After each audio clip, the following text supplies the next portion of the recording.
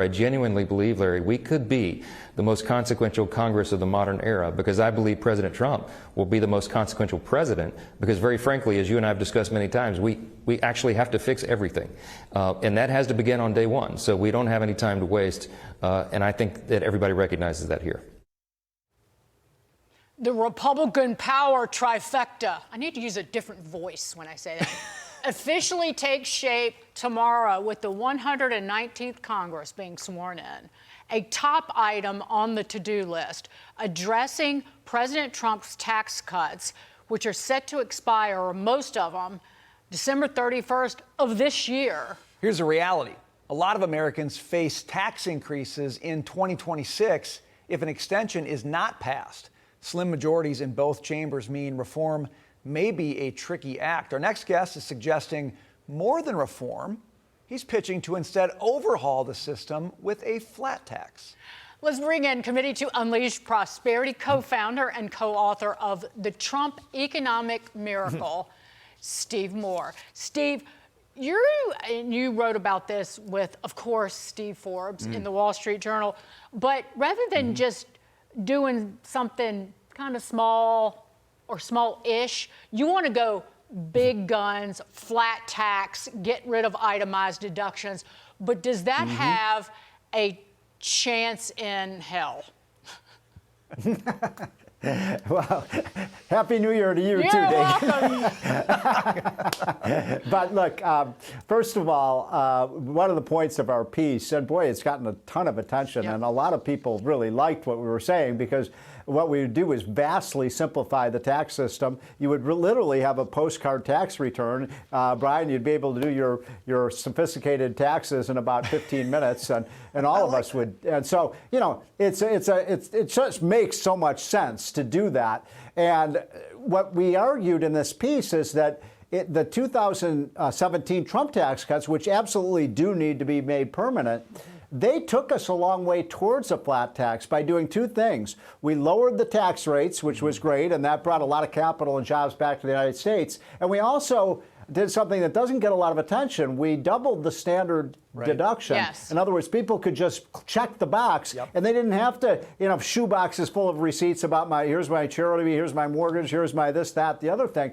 And so now the only people really who take itemized deductions, for the most part, are very, very rich people. So our argument is lower the rates, get rid of all the deductions, all of them, clean out the stables of the tax code, make it really simple. And can you imagine, by the way, if we got that rate, Brian, down to 15, 16, 17%, it would be like rocket fuel for the U.S. economy. Steve, and you also might be able to expand the base, which makes the people, half of the country who don't pay any federal income tax or actually get money back would actually have to pay something for our military, for example. Steve, I love rocket fuel, and I love that idea. Now, you know what you're going to hear, and they're already saying it to you. Well, Steve, if you do a 15% flat tax rate, it's going to blow up the budget, and you Republicans never really care about deficits anyway. How do you answer that?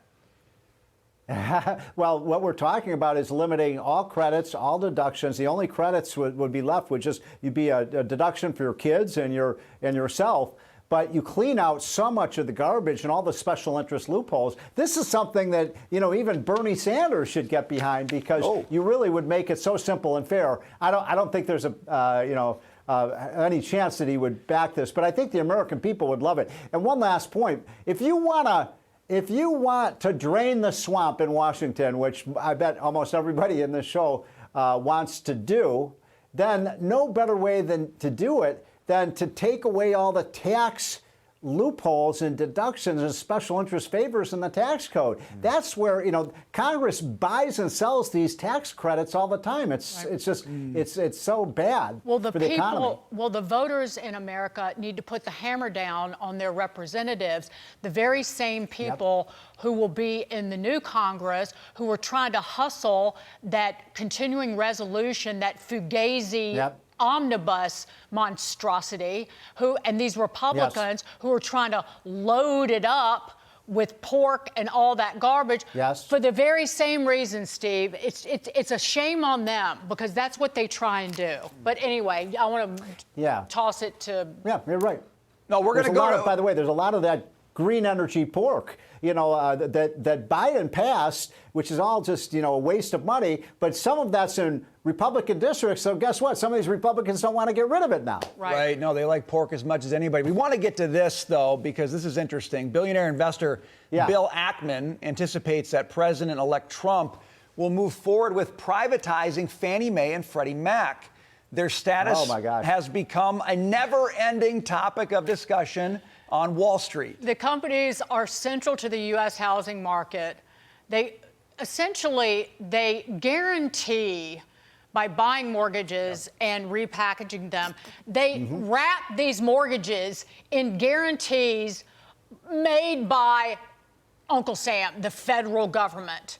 And we never got the federal government out of the mortgage business after the housing crash of 2008. So here's what Ackman said. He said in an X post, what makes them particularly interesting today versus any other time in history is that there's a credible path for their removal from conservatorship in the relative short term, that is in the next 2 years. Okay, so is this a possibility? Could we see it? And how badly do you want to see it?